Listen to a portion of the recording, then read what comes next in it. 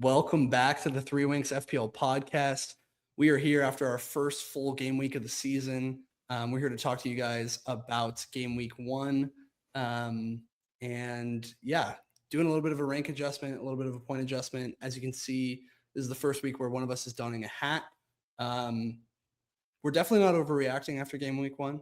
Certainly just going to keep our heads and keep on moving. With that said, Vibes and Mac, how are we doing? How are we feeling? I mean, at least I'm not in the plunger, so I guess that's a positive for me. But tough week one. I was hoping for something not the same as last year, but ended up in the same place, even with a bench boost activated. Unfortunately, hindsight Harry could tell you that a lot of that stuff should have been a little bit more anticipated than I did. I think I got a little caught in the FPL mind hive, so something to adjust, go forward, but not mad about it. We'll get back. I mean, I'm also not entirely heavy with last week, but at the same time also not like that bothered. So I put ranks are fake just because I'm salty about where I landed, but I'm like 6 mil right now. Um, Not fantastic, but at the same time, when we get into the team things, I'm like, I think my process was fine. I could have been right there with you guys if I had made one different benching decision. Um, and the sample size is so small. I feel like it's always crazy in the first week. So what I was more disappointed about was the fact that Spurs just got absolutely pumped. That was actually the bigger bummer than my FPL team doing bad. I can control my FPL team. I have no bearing on Spurs, and I would argue that they have more of a bearing on my mental health than anything. So we're in the plunger. I just don't want to be in it for the first 10 weeks like last year. Sample size maybe only 1 week, but I'd say that's enough to wild card. So we'll see. Let's do it. Have you taken a hit yet? For real. Unlike last year, I've not taken a hit yet. So Yeah. we've made it. But you have made a transfer, so close Alright. enough. I mean, we don't get them to hold them. Let's use them. You said you were going to roll to 5 last week. I can't take them home with me. May as well put them out there. Honestly, Sharp. Sorry, go ahead. No, if a team ends up 3.2 mil, I'd say some changes are needed. Fair. You know it. I felt like in our preseason pods, Sharp was getting entirely too analytical, and he certainly was. It was very obvious that he was consuming the Twitter sphere and very up to date on what the general community was doing and stuff, which Mac and I unfortunately know from experience can in some ways be your downfall. So I was keenly watching that, and then after game week one, in the group chat over the weekend, FPL vibes FC were low, and then after midweek, literally yesterday, he texted us that he made a transfer, and we're so fucking back, baby. Like, we are so back because that's like genuinely okay. When we were talking last episode about what did you learn from last season, I think something I learned about Sharp's strength compared to mine and yourself, Mac, is his ability to just be like, I got it wrong and make a switch and make a change. Whereas we're a little bit more like, let's gather more data.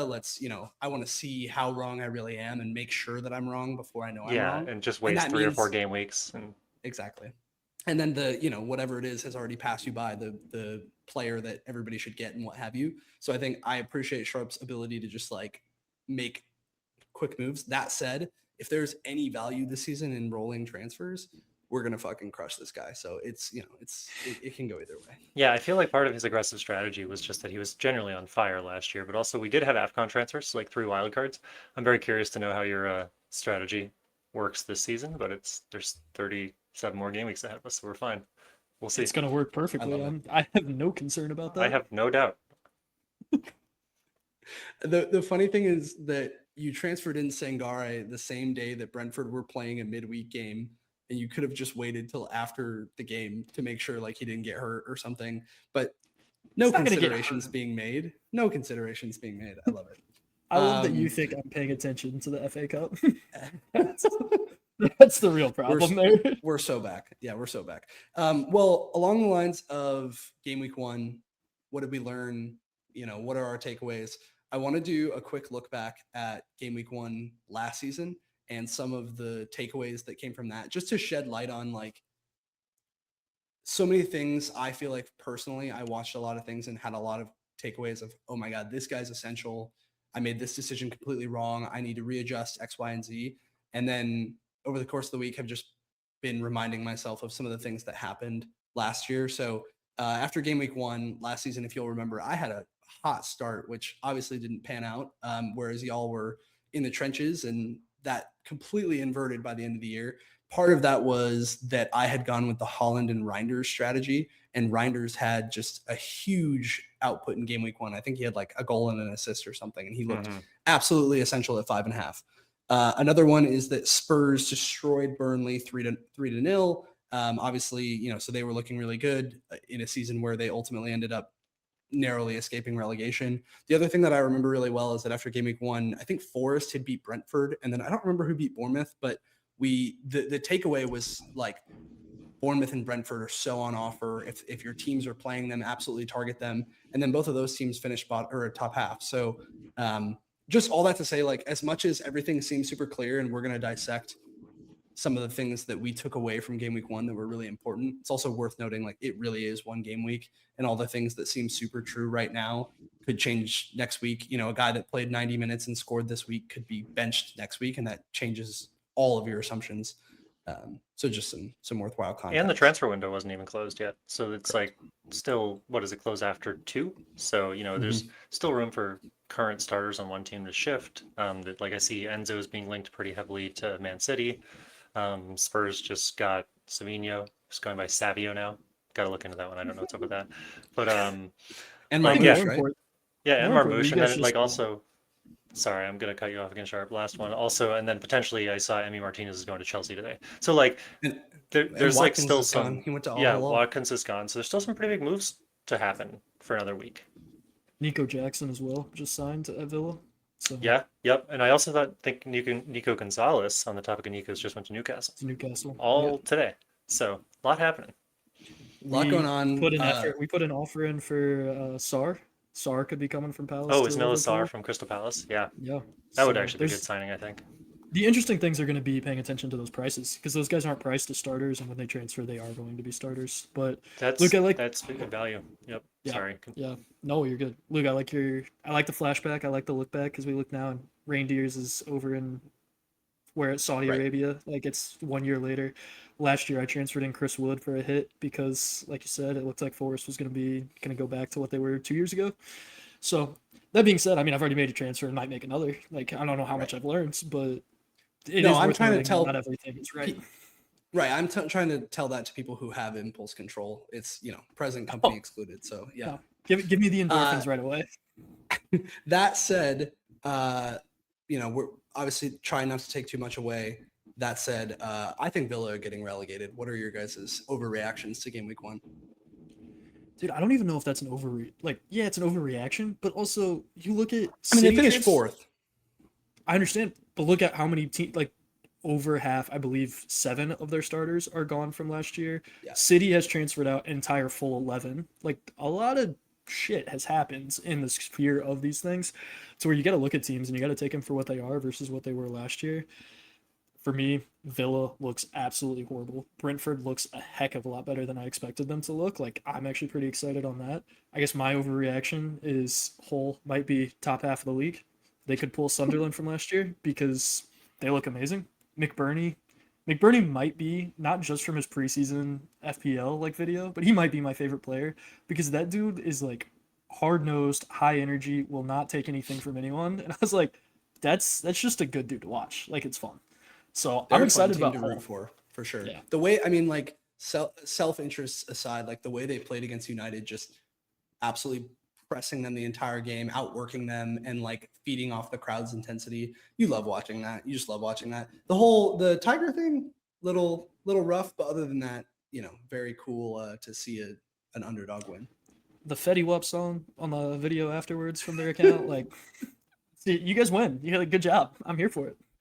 On that note, have you guys seen do you guys know the guy on Instagram that does see you? That he picked Leeds as his like forever team. So now all the players are like doing that. And forget who scored. It was like Aronson or somebody. He like did a python in his arms and then did this and then went see you. And they're doing it like in the walkout tunnel and all this. I love when like the fourth wall is broken and we get that insight into teams. Yeah, Anyways. I like that too. I think I agree with you guys on the Villa one. My concern for Villa I think Emery's a good coach. I think that they'll probably put it together somewhat, but then I fear that with the amount of like squad depth that they've lost, they're just going to run into that Champions League get smacked in the face that we've seen Yeah. every team with a maybe a not quite of a strong of a squad that they should have get hit with, like Newcastle a couple years ago, Spurs a couple years ago. Like when you don't come in fully cooked and you got to start playing those really big European games, you hope honestly that you go out early, because if you go out too long, you're just gonna burn out. So I don't know. I don't feel like Villa are gonna get relegated. It would be so funny if they did. Um, but my hot take, my overreaction is that I think that Newcastle are going to qualify for Europe. They looked so much better than I thought they did.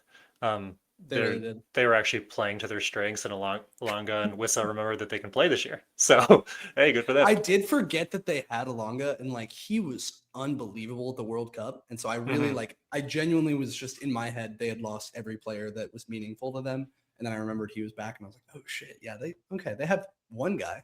But Yeah. Also, my like Newcastle getting Europe take isn't that risky when half the teams in the Prem get Europe these days. yeah, that's Facts. true. I would also say tough opponent. Like, come on, you had one of the fastest dudes that plays soccer running against Kirkes. Like, wasn't fucking hard to Oh, just put the ball in that Kirk corner. that guy is so bad. What happened to him? Like he did look all right at Bournemouth, and then my God, ever He's since he put the Liverpool shirt on, he is just unbearable to watch. I blame Slot last year. I don't think that you can judge him when that whole team was just so dysfunctional, and now he's back with the coach who got him that big money move. I think you give it a couple months, he might be functioning again. Hope I so. will preach patience for Liverpool as we look in. I wasn't mad about the game, to be honest, as mad as I was last year, because at least there were small signs. The press is super disconnected, and that's a problem. But the real problems are the backs. Like Kirkes does not look good. He is not fast enough to play back there, and you were requiring Van Dijk to help out. Like you just don't have speed. Then like you're in trouble on that side. And then you look at Frimpong. I think the best way I saw it was he defends like an attacker and he attacks like a defender. Like it's hard to play him and think you have much upside with him. He should be So playing a wing position, in my opinion. I don't like he's a wing back that you guys signed to play right back, and that's like super different. He's not even necessarily a wing back. He's just not a good defender. He's more of a winger. Um, that was the for most sure, strange signing to me for you guys last summer. I felt like all your signings made sense except that one. The only other thing I want to talk about before we get into player stuff is how much fun did you guys have watching the Arsenal game? Be honest. Didn't you have a great time? You had a No, great time, didn't you? no, Tell me mean, more. I kind of did. I had a no. great time. I had an excellent time. I hate Arsenal, and I'm so afraid that they're going to win the Prem again. So no, I did not have a good time. Oh, they're for So, sure like, going to win the Prem I was again. gonna say that Like was gonna be it's my hot take, but like that's not even hot. Like That's they not a are hot no. take. No, they're the just the only team best who team. has remote levels of stability when 9 other Prem teams have new coaches. But my hot take, I texted you guys this already, but my hot take coming out of that game was that Arsenal were part of the reason I hate Arsenal. It really doesn't have anything to do with Arsenal themselves. It's more so that just the play style that they had last season was so unbearable that I put a gun to their head and say, why did you make me watch that shit for a full season? They are so far between that and the Community Shield. They have looked really fun to watch. Like they're attacking, they're creative, they have all the players back. Like you have your Odegaards working at full capacity of like where we have seen him in the past of being able to be a creator. You have Saka on one side who is almost certainly going to pull a hammy in a week, but then you have Solis on the other side who's doing really well, and it just doesn't seem like they're playing this like defend and set piece ball to the utmost. Again, they played Hull, so like it's really worth noting that, but at the same time, or whoever they played, Coventry, Coventry, but yeah, sure. same thing. But they just looked fun to watch. And if that's how they're going to win the Prem, if they're going to be the team that scores the most goals and does so not from own goals and set pieces, then I'm down. Then it's good. But I mean, to the point of they're going to win the Prem, they have so much unbelievable depth. Like when you think of the players that they can bring on as substitutes for the players they already have, like fully healthy, like Kai Havertz, and then you have Gyökeres behind him, and then you have Tzolis, and you have whatever. I can go down the Well, list, no, but you know I what I'm I saying? think it's a really good point, because even if you don't individually rate those players, what they are allowing themselves to do is rest the guys who matter for the games who matter. I don't think that, as much as I loathe Arsenal, I think you have to go credit where credit's due, that they were really missing a lot of creativity all last season. And so they were using their set pieces as a way to sort of get that edge and, really staunch defending, and then set pieces, it's an effective strategy, if not a boring one. But then you bring Havertz back, who kind of just makes that system work. You get a healthier Saka.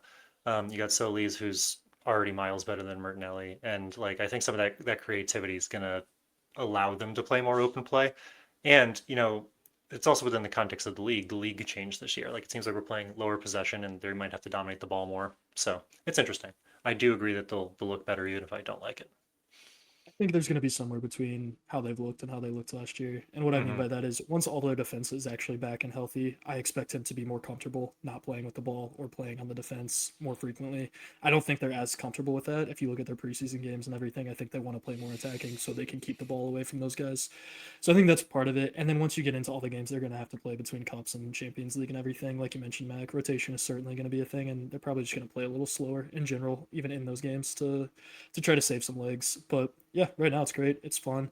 I think the other thing is we can segue into players here is that playing Coventry, I think the disservice to Coventry is how dominant they were, and then coming up and thinking you can play a similar style because you were so dominant versus looking at Hull or an Ipswich. I mean, Ipswich spent a lot of money to fix that team, but you look at the whole team and it's like, okay, we had to fight for everything last year. Like, we're going to fight for everything this year and we're going to fight harder. And I think that is what you saw transfer better into game week 1, which all of us experts, so called, did not necessarily account for or anticipate. Well, I mean, so what I'll say on that is one, I completely agree on your point, but two, keep in mind that the sample size is small. Um, so just No, because whole, Hull's gonna be the best. you know what, I don't Hull's winning disagree. the league. And I'm so pro relegation teams staying up, so I'd be super stoked if they did. But I think that your point is very astute, sharp. Like, I think of Vincent Company's Burnley a couple years ago. That was like one of the best teams the championship has ever seen. And then they came up and tried to play that same way, got instantly relegated, and then Company went and did the Bayern job. Um, so it's not an effective strategy, and I think there is something to be said about playing a little more of a hard-nosed style and trying to dig in versus being attacking when you just have less talent. Yeah. All right. Well, that is how you cover 17-minute intro. Let's move on to FPL. You want to do a And quick game week review, or should we yeah, rush our let's teams? Do a little bit of this Yeah, and then jump into our teams. Sure. yeah, let's start with the best game week review. These are the best players that you could have had, and then we can go into our teams and talk about how few of them we personally have. But yeah, I don't know. I feel like this is a pretty surprising group, would be my guess. That if I had showed you this ahead of the game week this week, you guys would have said this is so far off from who's actually going to be really good. There's notably no United players, obviously, who are playing Hull. There's a lot of really low-owned players here. Obviously, like who's the highest owned player on here? Palmer? No, João Pedro, No, and then João. yeah, Palmer at 11.7. So it's a really low-owned group. I think most game weeks of the year, to be fair, you'd probably see something like this where it's a lot of random hauls. But yeah, this one felt specifically interesting. Do you guys have any takeaways from this group? Are any of these guys on your watch list? Obviously, we know Sharp already transferred in Sangare, so Yeah, I rip think the the Band-Aid off interesting. that one. But Yeah, no, for sure. I think the interesting part about this, White was a call by you last week. Fantastic call there. I believe our viewers called out Barry and we like shit on it, and that's a problem. Palmer being back, that's the big question, right? Because you look at the Chelsea front line, and obviously João Pedro and Palmer are both here, but Rogers scored as well. So how yep. valuable is he at that 7 million? But I'm looking at the back line because I was focusing so much on that preseason about these theoretical DEFCON guys. And what I just idiotically didn't think about is something we talked about all last season, where the worst teams are going to get the most DEFCONs because they're getting peppered the most. And sure enough, like, yes, both those guys scored. Like, that's a big part of it as well. But, like, I expect those guys to get DEFCONs. And then on the flip side of that, the surprising thing is De Kuiper and Coyote are more. I mean, Coyote does play back, but like De Kuiper's an out of position player. Like, those were guys that were doing really well, like guys that were more attacking, which the meta last year was ignore the attacking backs and get the center backs that were going to DEFCON. So I think it's something to note. Again, like you said, people get random hauls, and it could be that, but I think it's something worthwhile paying attention to. Yeah. I can't say I'm honestly too surprised by any of the players in here. Um, what is annoying is I feel like I have the right mix of all of these teams and just not the right mix of the players that happened to score this week. And that was the disappointing part is I was like, okay, whole aside, I actually have Sangare, but he was on my bench. I have Brighton players.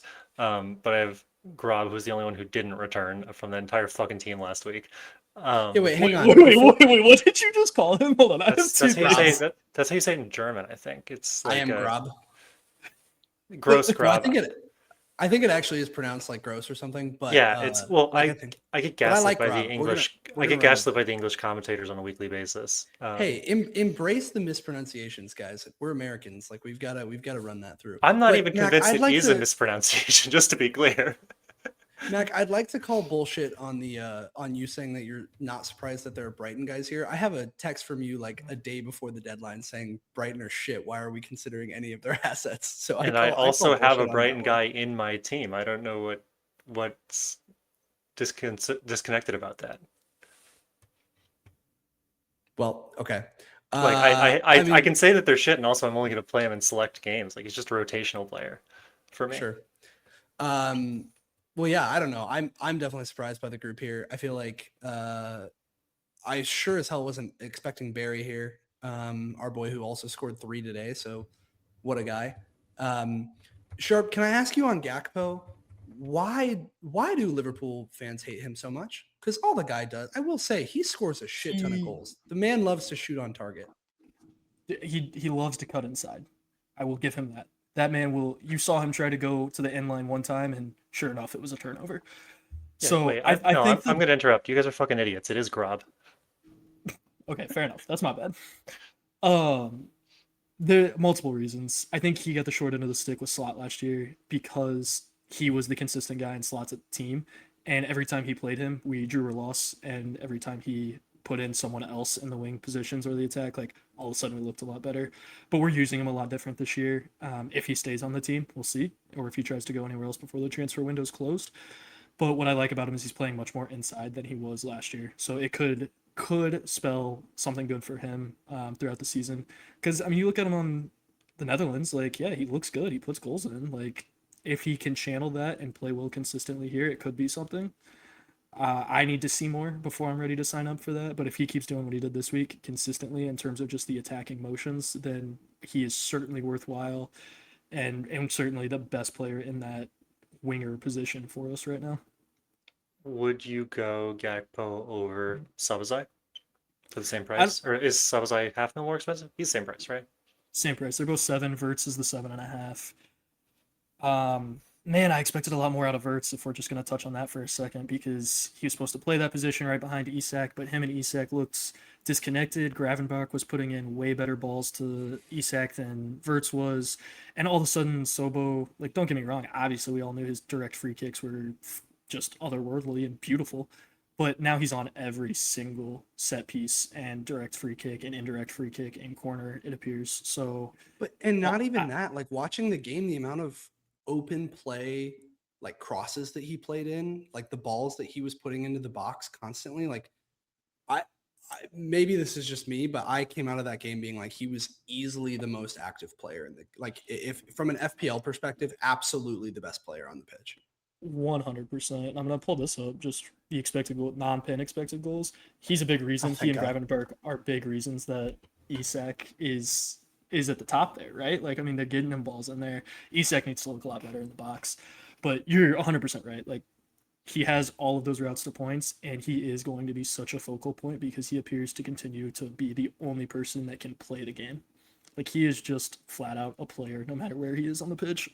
I also think there's something I to be said about he might make everybody better too, because if you get a more functioning system and he's just performing at such a high level, then I think he could play Isak into form or something, or just drop a ball at his feet that Isak will not miss. right. Yeah, I think this is one where I feel like as a group, we've got to put our hand up and be like, we fucked this one up. Because like, you know, so many of the FPL community were on Sobo early on. They said, oh, he's 7 mil. I'm going to get him in. And we all ignored him. And I think it's the same thought process as what made us steer away from players like Declan Rice and Enzo Fernandez. And maybe that's maybe a bad example, but you know what I mean? Like the 8s that were so dominant last year. Bruno Guimaraes is probably a better one. Like those guys that were dominant from a position that we don't typically expect to be dominant. And I think that's ultimately why we didn't go with Sobo, right? Is we were like, he's not a sexy pick. Like I'd rather just go up to Wirtz and go for somebody who's more attacking and what have you. I will say I don't remember I didn't know. If I had known going in that he was on both corners, I remember last season Wirtz being on at least half of corners to start the season. I can't confirm that was true at the end of the season, but to your point, Sharp, he's delivering absolutely every single set piece. And then the penalty on top of it is just like the icing on the cake. When the pen came, I was screaming. I was so happy. I was like, let's go, Isak, come on. And then he just stood in the background and just watched it. So he feels like just ridiculous value for 7. It's kind of like Joe Pedro at 7.5, where you're like, why wouldn't you have him? Does that take Isak's value down in your mind? Because if he's 9 mil and not on pens, while that XG is amazing, it's one less route to points, and who knows how valuable those are. No, and it shouldn't for the first at least half of the season with Ekatike out. He's the only guy that we have. Who else are we gonna play? Fucking Federico Chiesa up there? Like, Yeah. no.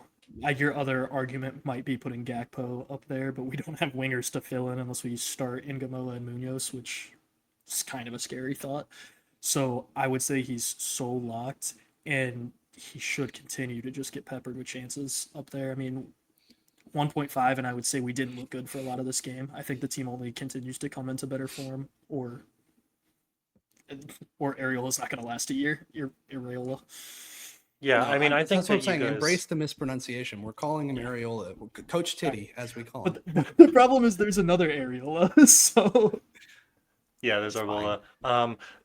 That being said, I don't think you should be too harsh on Iriola too early, just because it does take time for a team to adjust. And while everybody wants their star players to function in an entirely new team, I think there's also an element of you're not always starting at 0. Sometimes you're starting in the negatives. Like you have to dig out the hole that in the fitness issues that Slot caused last season to get your baseline back, and then you can go up.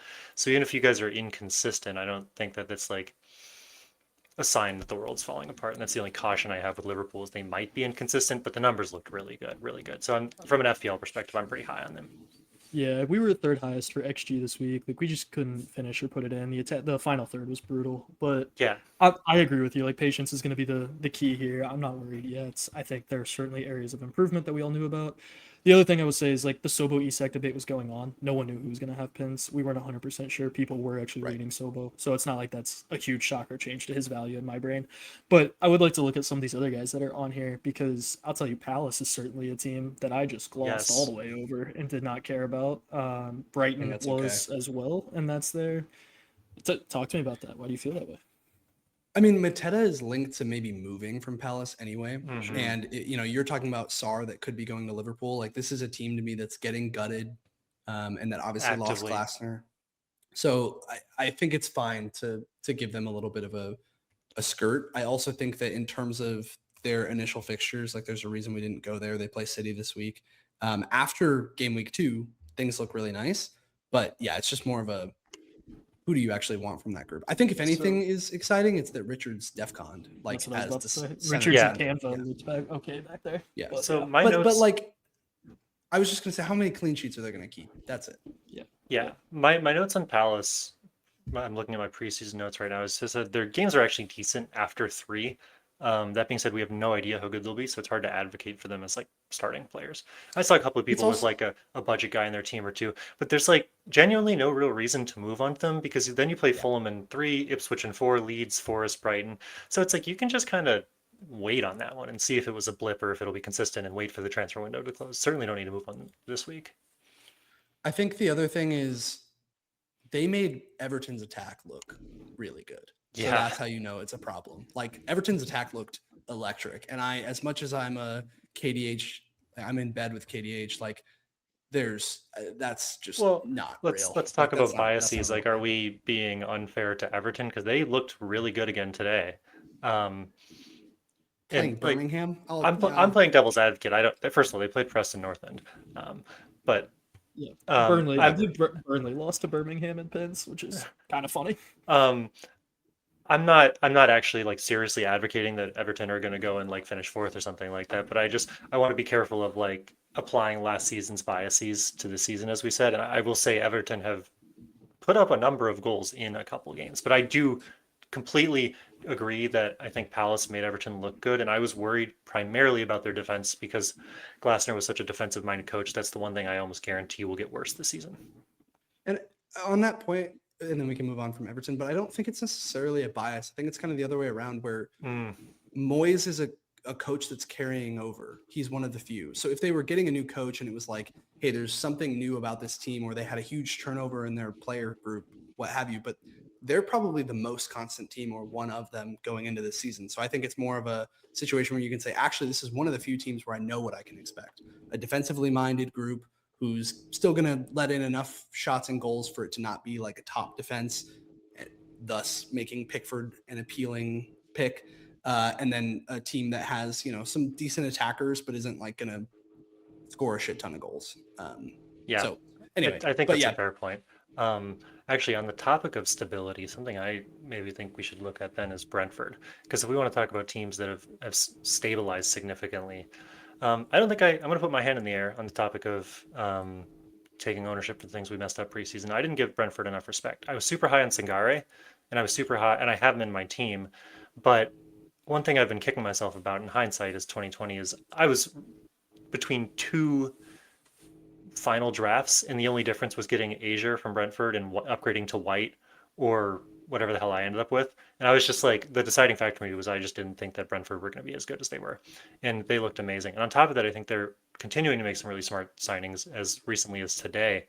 So I am significantly higher on them right now. Can I pose to you guys though, is this a Brentford good or Tottenham bad? Both. Both. Both. I don't think that if you had to pick one, like which one is it more of? Brentford good, but I'm going to caveat that with saying that's because Tottenham didn't play a full strength team or even close to that. Like, but which is why I think I would say answer that question as Tottenham bad. Like, I think that's why as much as I think Brentford are probably good, you're right, it's nuanced. I would probably put this as like they're playing essentially a B squad, right? So let's like pump the brakes. I think that's true, but I also want to like look at their preseason form, and they played Rennes 2-4 in the club friendlies. They beat Frankfurt 7-0. They beat Spurs 3-0, and then today they beat Birmingham 6-1. And you can argue that that's lesser competition, including Spurs, in all cases. But I mean, they're not just winning; they're winning hard. That's funny. C-Rod just ripping it. Brentford is dog water. Hey, maybe we should move on to United. C-Rod. I want to talk about them next. That's facts. I can't even believe Bumo is on this list, by the way. But no, I think you're absolutely right, Luke. I think that Brentford probably will not perform that strongly. A great test will be Leeds, who I expect to be a lot more stout this weekend. But I think they are running themselves into the budget picks this season already. Oh, 100%. And I think specifically where I want to target that is in defense. I know, all the community is all on Sangare, and it could very well be that he's an excellent pick. And I think he probably will be. So I'm not trying to diminish that in any way. But at the same time, the reason that everyone's so over the moon about him is because he did the things that we expected him to do. He was the DEFCON guy, but he also looked incredible from an attacking perspective. And that latter part is the part that I want to be like, okay, are we sure though, right? Like, was that just Tottenham, or is that something that's going to apply game in, game out? Same is true for the defense, but on the defense side, it was like the thing that stood out to me is that their set pieces are specifically targeting defenders getting forward. And their defenders were, obviously they scored a couple of the goals, but they also just were incredibly involved into a lot of what they were doing. So again, is that Tottenham's setup, and specifically they're taking advantage of the lineup that Tottenham had or the game state that was going on? Maybe, but it really could be that, okay, if you have DEFCONing attacking defenders from Brentford who are, like Coyote here is 4.5 million, like, oh my God, I'm getting that. So, well, no, I 100% think it's actually both. And they're also linked to Diouf today, who's another really tall defender who's really attacking. So the two things that I've noticed about Brentford after last week made me scratch my head and go, what happened there? Is that one, their defense is tall as hell. And then two, as you said, that they're going to be really strong in the set pieces. So I am 100% with you. I'm so mad I didn't go Asia first week. Yeah, I 100% agree. Doof whipping crosses in is going to be fun to watch on this team. And Sangari, I know we're commenting on lesser opponents, but he had those attacking returns ever since he's been there in every game he's played so far. So that was my reason for going to him. I kicked myself for not going to him immediately. Like, all of the transfers I want to make now were in my team. And we can all say that, I'm sure. But a couple days before the deadline, and I just made choices that were opposite of him, which is frustrating. Yeah. But do we want to jump into our teams? Yes, for sure. Yeah, I think it's a good pick. Before we do, just for the record, I do think Singari is going to be a great pick. It's more of this is the sample size thing we were talking about where Or it's Mac just and that I you're love chronically against believing chronically late. one Yeah, player yeah. a season and you've just chosen him. Just one. No. I'm a buyer. Go ahead, Sharp. Yeah, I mean, there's a lot of shit to talk about here. So, and when I mean that, it's bad. So I'm happy I have Raya in there because Arsenal looks like they're going to be Arsenal. So that's going to be good. Other things that I'm upset about overall, Lefay versus Xhaka. I had Xhaka in there, honestly, for so long. And then I switched because I got in the FPL Mine Hive, and I was like, fine, I'm never going back. I don't want to talk about him, but he looked much better than I think Lefay did in terms of open play. He was very involved. Obviously happy with João Pedro, but I would think we all got to look at how quick do we need Chelsea. I know they have a tougher game in game week 3, but That's a huge thing I want to talk about. Yeah, getting them in seems quite essential. Overall, I think I got hurt with yellows right between Foden and DCL, and I believe Ballard as well. Could be wrong on that one, or Maguire. I don't know. But my back line all just went to shit so fast. The 5 mils were not what I wanted them to be, at least not the ones that I went to. So that was super frustrating and annoying. Happy with Tzolis. Like we already commented, he looks really good. Verts and Foden, I both expect more out of the roles that they were in. So either they're going to get better or neither of them are going to be playing that many minutes in those positions. So wait and see on those. I'm not anxious to get them out necessarily. United just looked like dog water. If we're going to use C-Rod's words, like they looked real bad, which I was pretty happy about as a Bruno non-owner. I was like, that's awesome. If I'm taking a Bumo 2-pointer for a Bruno 2-pointer, I'll do that every week just with the ownership right now. But it does make me think that I can have 8 million pretty free by game week 4 to go do whoever I want to as well. And like Bumo's at the upper limit of like most of those quote unquote premium mids. Like there's very few guys besides Palmer or Saka Semenyo. that are going to be more expensive that you're really going to want to go to. Semenyo. But that cash is going to be so easy to get if you have to dump your United asset. Absolutely, 100%. Sharp, can I ask you earnestly, I'm trying to do your bench boost calculations here. Who would you have actually benched? Because I think your bench is probably about right. It's maybe Calafiori for Van Heck or Ballard. Yeah, I mean, looking at it this week, unfortunately, I had a lot more faith in Tottenham than I should have. Also, probably should have paid attention to the squad they might have trotted out. So, I mean, I can say as the resident Spurs fan, I didn't expect the lineup to be so weak. I was kind of shocking to me. That makes me feel a little better. But I did overall just expect more out of them. So I probably would have started Van Heck. Fortunately, I was really high on Sunderland too. And we're talking about Mihajlovic as the DEFCON guy. I let you talk me into that one. I mean, I'll take 6 points and still think he's a DEFCON guy. He's pretty... Ballard. Oh, yeah. No, I know. I'm sorry. That's my hand up. I'm sorry. So Sunderland looked bad. They looked bad against Ipswich, unfortunately. So also, look, they conceded 1.8 xG against Ipswich. Like it is worth noting they didn't have some of their main defenders, right? There was no Mukiele, there was no Alderete in terms of starters. So like it may get better, but I think we talked about this a lot preseason. It's that they're in Europe. That's the big thing. And then 4 and 5, they have City and Arsenal. Sure, I saw a tweet from you where it was like the fixtures that I love for the first 5, and I saw it again today. And one of them is Sunderland. Oh yeah, because their first Arsenal 3 and City back to back.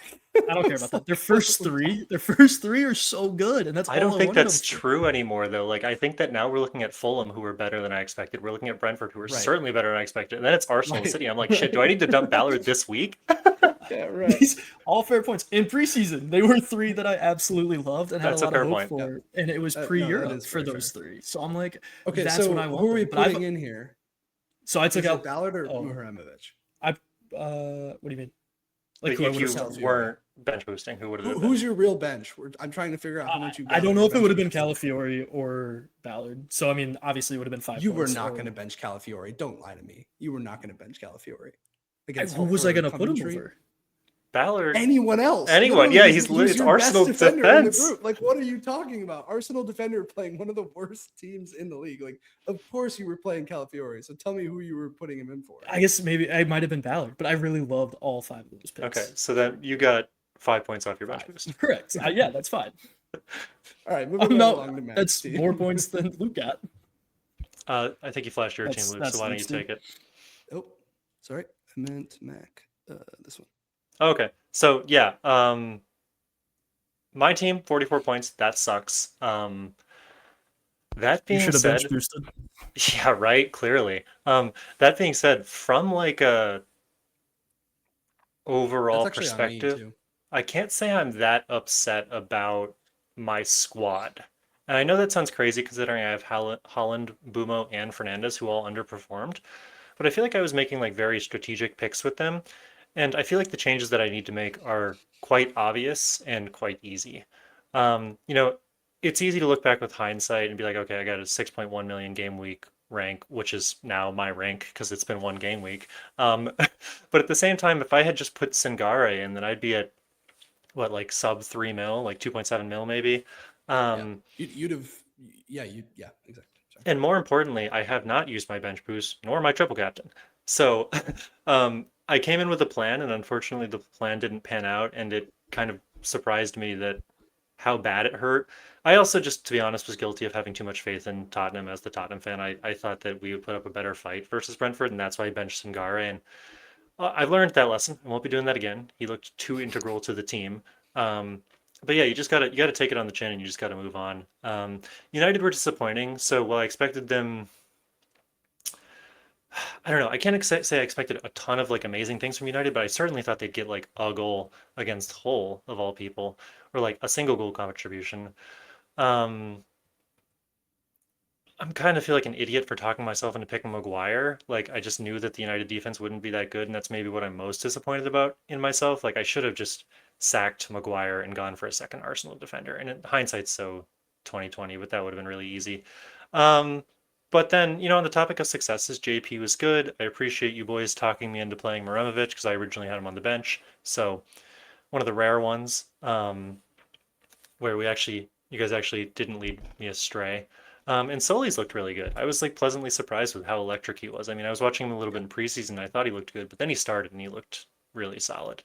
So I don't know. Like my team's not fantastic, but I feel like the moves that I'm interested in making aren't that challenging, and it's very easy for me to dump a shit ton of cash really, really easily. And that was sort of my Yeah. strategy, right? Like I'm halfway tempted to wait a week on the United assets. I'm also halfway tempted to just dump Maguire now. And I'm very interested in hearing your guys' thoughts on that when we get to the transfer plans. But like, I'm not super disappointed with my team. If I had made one different benching decision, I'd be totally fine, middle of the pack. Yep. I agree, and actually, I'll take responsibility for your bad game week rank because I think I scared you out of the bench boost by telling you Mr. Grob wasn't going to start. You So actually that's on me. did, but ultimately it's my job to pull the trigger, and if I didn't have enough confidence to do it, which I don't think I said last week in the preseason pod I was planning on doing it early, but once I built the squad, I said actually my squad doesn't look as strong as I thought it was for a bench boost. So it if Sangare hadn't gotten the 14 pointer, it's very easy that I could have played Balor on the bench and gotten like a 10-point bench boost, which would have been fine, but not amazing. Yep. Okay. Moving on to my squad. Definitely happy with the points, but on the whole, kind of feeling like I don't know if maybe this is just watching other people celebrate, but feeling like we missed out on a few of the big picks, right? So your Sobos of the world, your Mm-hmm. Palmers of the world. I think especially given my strategy with the free hit 3, I'm kind of kicking myself for not going heavier on Chelsea and just diving headfirst into that. I didn't ever really consider Palmer because I just, I kind of can't kick myself too hard for that, but there's a part of me that's like that was in theory the strategy. Like that's what you're supposed to do was to dive in on a team like that, and I didn't really. So yeah, going through it. The other thing that I'm kicking myself about is I had Pickford in here and I switched him out for like 2 keepers that honestly I think the motivation in my head was somewhat influenced by the temptation to bench boost 2. And so having 2 rotating keepers as opposed to Pickford in a dead spot, which I'm mad at myself for because it's like that's my whole problem with the bench boost is that I don't want to sacrifice points and like long-term picks for 1 week of your bench players. It just does not matter that much. Um, but yeah, in terms of players, so then you have Tark. They got a clean sheet, but a very lucky one. Mm-hmm. Gabrielle, obviously they get the clean and he gets the yellow card. He underperformed, but I'm not really worried about that. I think it's more, the question there is more like if Konsa starts playing every week, like how am I going to keep and justify an 8 million Gabrielle when you have a 4.5 Konsa? Was obviously really happy with the white returns. I feel like that's a nice little handshake moment for all of us. We all got some sort of an Arsenal defender return, which was Mm-hmm. lovely. Bumo and Bruno.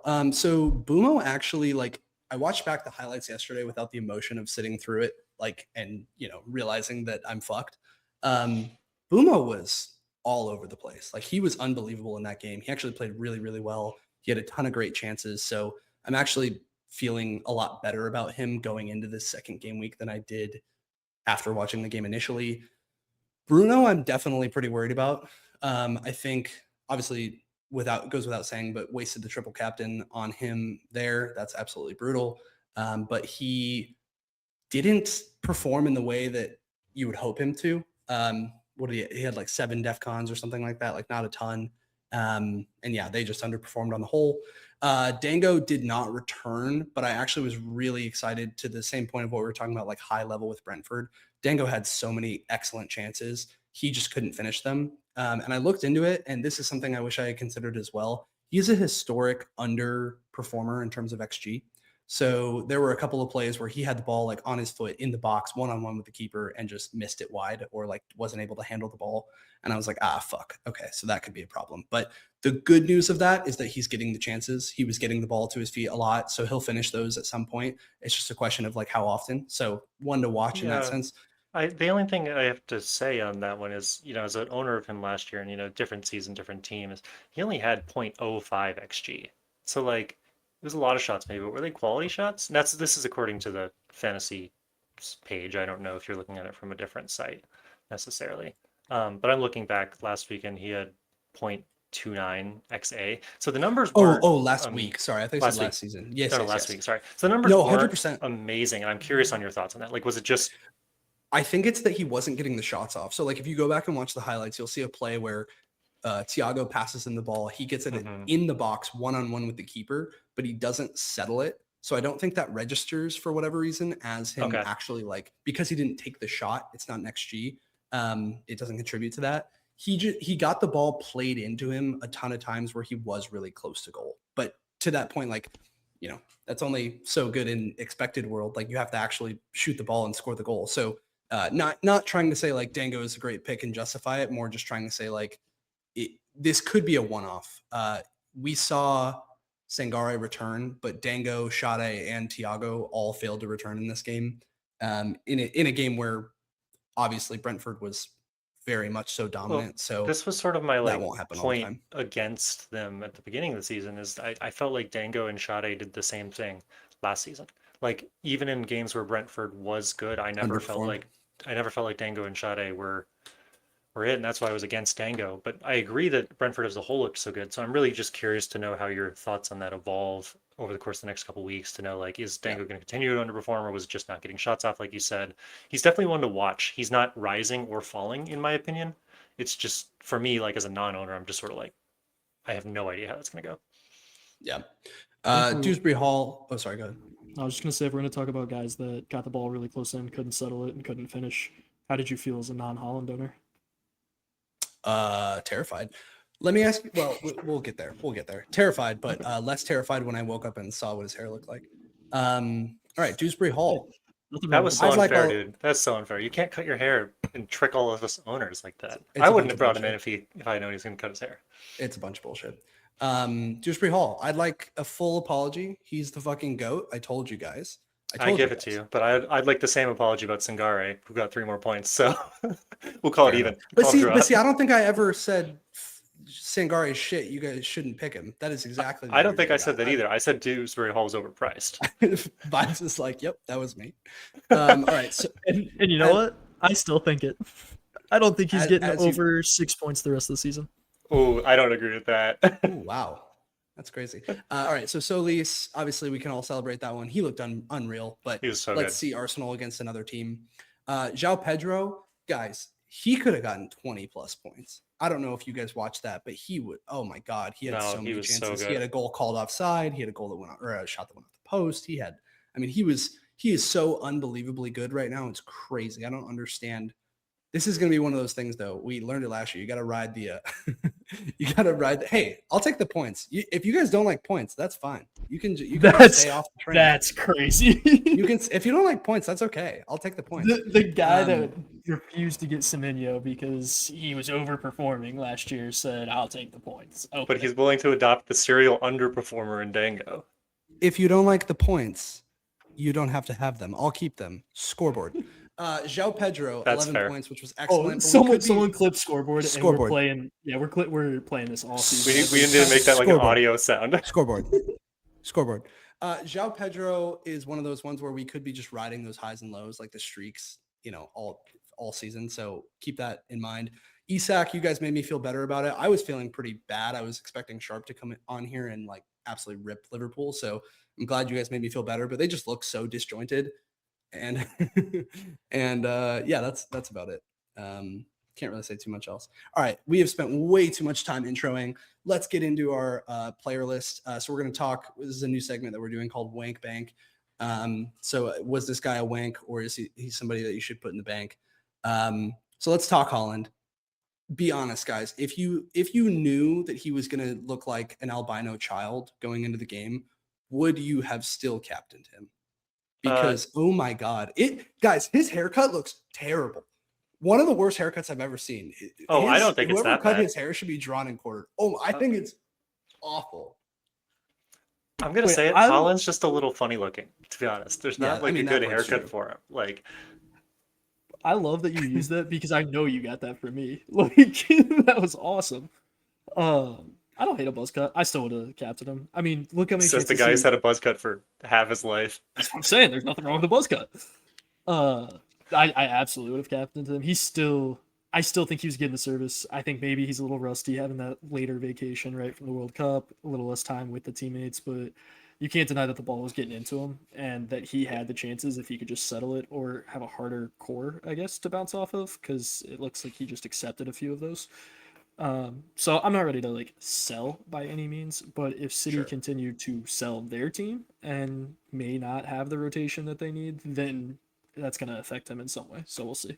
Yeah, I agree with I that. think this is always the argument though with costly players though, is all of that so true, but he's 15.5 mil. So you always have to have that in the back of your mind. That said, I will say, I think based on week one alone, I would be willing to say hand up. I think I got the Bruno Holland thing wrong. Now I'm just going to have to. Oh, I'm also keep in mind that of the 3 teams he plays in the first 3 weeks, which is Bournemouth, Crystal Palace, and Coventry, I think that was the hardest game. So hopefully it gets easier for him. I think this weekend he could absolutely feast. I really think that him against Crystal Palace, like I'm genuinely terrified as a non-owner, and there's not really anything I can do about it right now. I mean, I could take a hit to transfer him in, but I just think at this point I have to like endure it. Wild card too. Yeah, wild card too. That's like the ultimate hit. It's such a terrible idea. Yeah. Okay, so we talked that's about that's what FPL study did last year. That was And the he winner did of win. FPL. He wild Unfortunately, I just don't think any of us are geniuses. I'm going to call us average, statistically average. I'm going to stick with it for another week. I'm going to back United to do something against Ipswich and right the ship at home. Famous last words. So I feel like in that sense, we've covered off Bruno and Mbumo, Isak, we've all kind of indicated. So all of those are everybody that we've listed there is a hold. The only other guy listed there is Anderson. I think you could argue buy or sell, but I think sell in the sense of definitely not a buy right now, just in the sense of like, who's to say how fit he is. He came off injured obviously in the game, but did look good in the part of the game that he played. Yeah, how many minutes did he get? He came off the 62nd minute and he was only on 6 DEFCONs, so not quite where I wanted him to be. But those 6 did come all in the first half. Yeah, it's a fair point, but he did play then, 10, 15 minutes of the second half.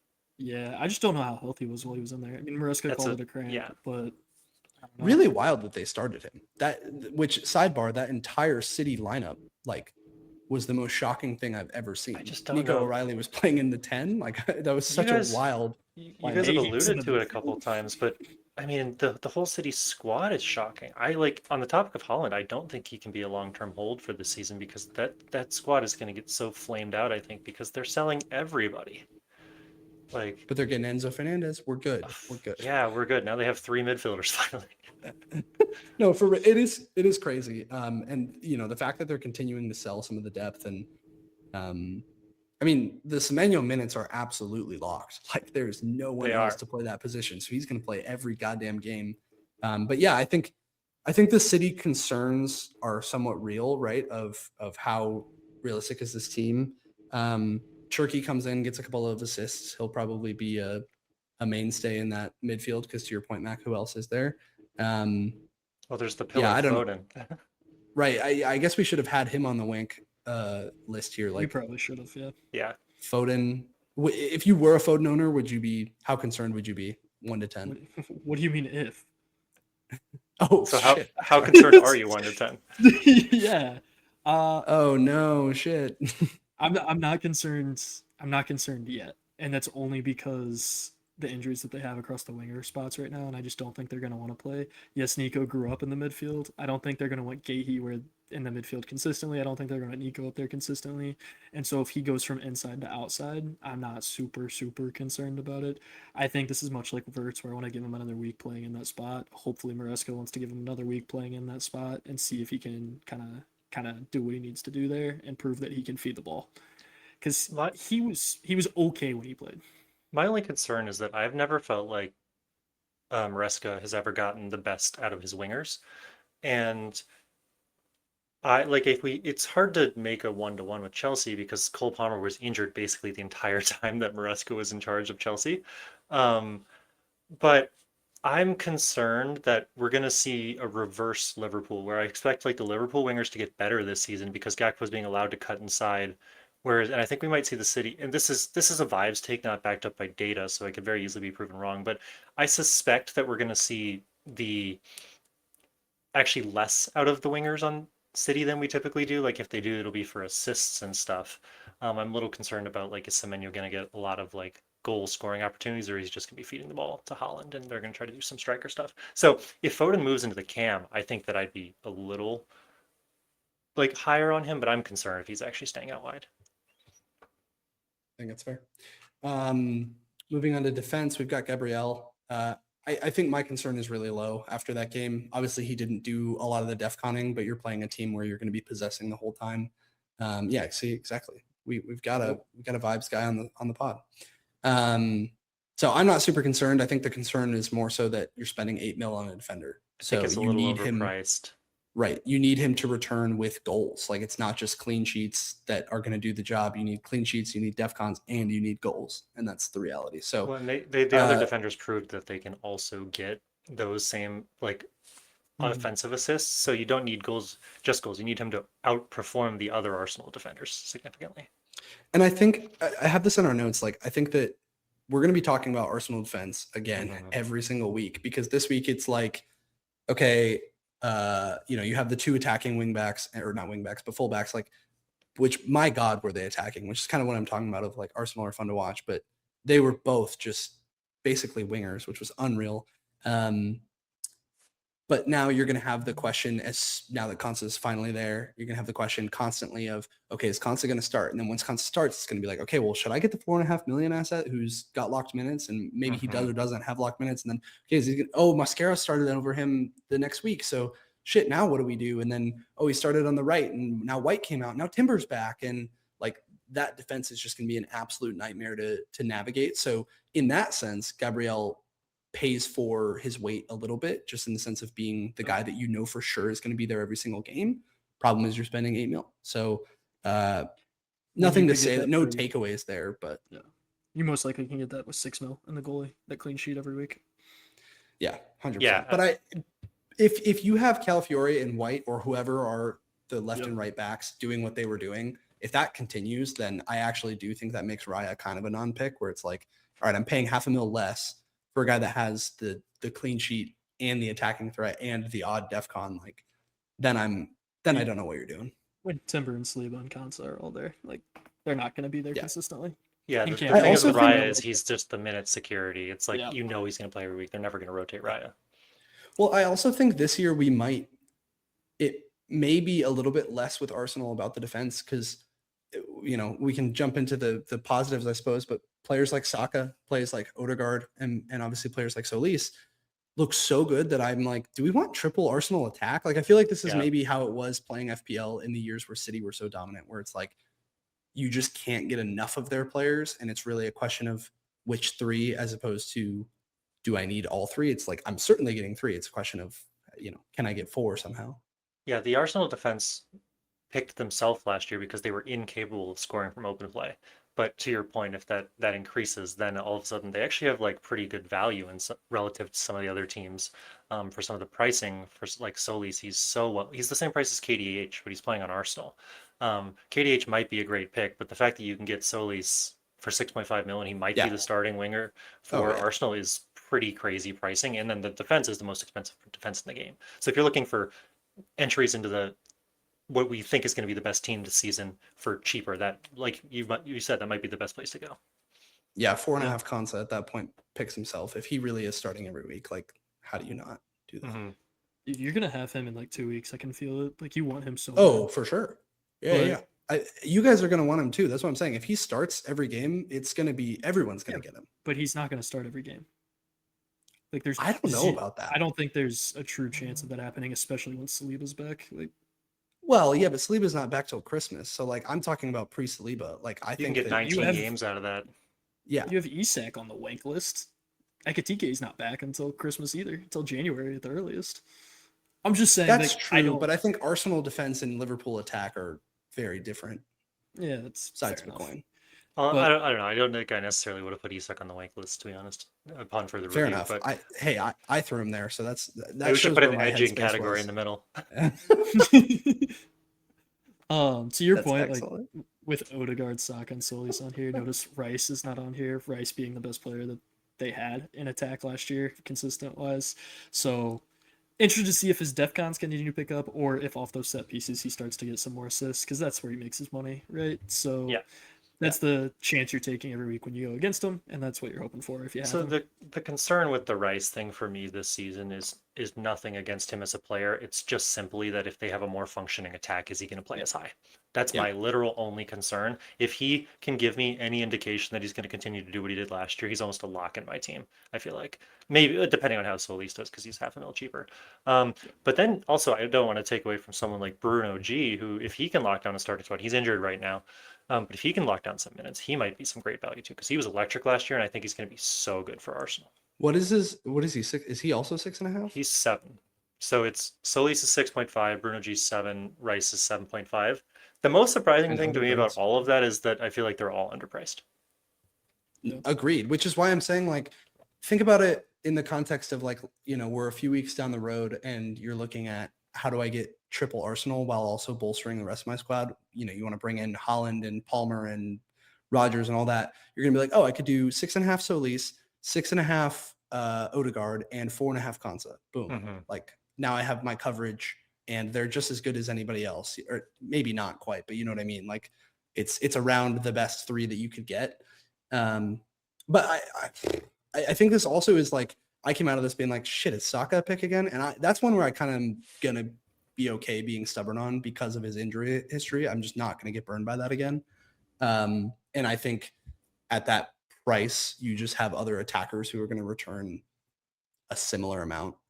But yeah, I think at the very least, I think we can all agree that we got it right with Solis. Like, he 100%. looks unreal. That's He's on a the corners. 3 Wanks win, and I think we can all celebrate that one this week. We can all 3 wank it to that. All right.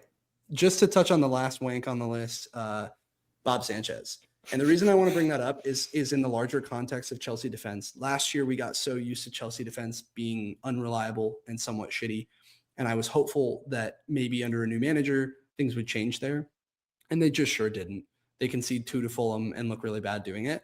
But I will say it was completely his fault. Like, they actually looked pretty solid defensively. He had 2 abysmal saves, like unforgivable saves. And now that they're being linked to potentially Emi Martinez or some sort of a replacement, like, that makes sense to me.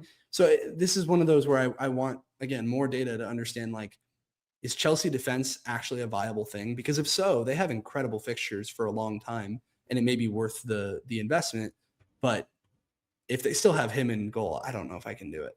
Like, I that was don't unreal. I didn't understand last year why Chelsea didn't go for Donnarumma, and I do know that they didn't go for him because of some of the wages. Um, but like, I don't understand how. I tweeted this to somebody who's one of my mutuals on Twitter today. I was like, when he signed for Brighton, I said this last season. I was like, okay, so they're signing Robert Sanchez to be a backup because that guy is not good. And then they played him as a starter for 3 years. And I'm like, there's been so many goalkeepers that have come and gone. And like Chelsea really just needs to sign Martinez. And that defense, I think, is going to go immediately up because Sanchez is so bad, dude. And when it comes down to clean sheets, if he's making mistakes, this is maybe my hottest take, but as long as he's in goal, I'm not that interested in picking up a Chelsea defender. No, that's what I'm saying. This game was evidence of that. I completely agree with you. Yeah. I think you still have to look at Reece James for how well he scored as injured as he was last year. If he can stay healthy and he can play in the attack with Rodgers, Palmer, and João Pedro, that could be something. If that means there's going to have to be enough balls to go around. Yeah, no, I mean, Reece James didn't have barely had any contributions so far this game, but that doesn't say a lot. And Reece James is a fantastic player. He looked really good in the World Cup too when he played. So You just got to I stay agree. healthy. Yeah, I agree. What's he priced at? He's 5.5. So that's not even unreasonable. I think 2 seasons ago he was like hitting 6.5, close to 7. So I think his price is now definitely one you can move on pretty easily. But staying on Chelsea, obviously we have Palmer and Rodgers over there. João Pedro, we already touched on. This, no, that is the correct choice, 100%. That is well done. Now you have $1 million to go play with. Yeah, Chelsea attack. Quickly. Yeah. What- No, which three? All three? Any? What do you? How quickly are you guys gonna have them? This is another like I want to see more thing. I think it's such an interesting thing to me that the larger community is so always dick riding Palmer, and like I get why he has scored 3 and 4 goal games multiple times. I've been on the receiving end of that. It's awesome when it hits. Like I don't hate points, but the flip side of it is he's clearly the most expensive. I thought in this game, if you're picking a Chelsea player, hands down, João Pedro was the best one, and not even a close second to that. And I don't think you've identified clearly enough that Palmer is 2 mil better than Rodgers. Obviously, he has pens, and I understand the appeal there. But otherwise, I'm like, I mean, he looked great. Do not get it twisted. He looked unbelievable. But would it surprise anyone if next game he was limping a bit or he got put in a different position and it was in no man's land? Like, I was trying to give myself some hindsight beat down and be like, didn't he had a pretty solid end of the year last year, didn't he? Like we should have seen this coming. Nope, he didn't. He did not. He had like 1 or 2 games where he did something. And the reason I think that is because so many people, anytime he gets any points, everybody's like, Palmer's back. Go get him. Go get him. And it's like, I don't know. It's 1 week. He did look excellent. So I'm not trying to like diminish that, but I don't know if I'm sold on him yet. I think if anything, it's encouraging that Rodgers, despite his World Cup involvement, started and played as well as he did. And I think this is really my prediction on Chelsea is that they're last year's United, where they don't have Europe, right? And so they're going to finish in that top 4. 100% agree. And just 100% agree.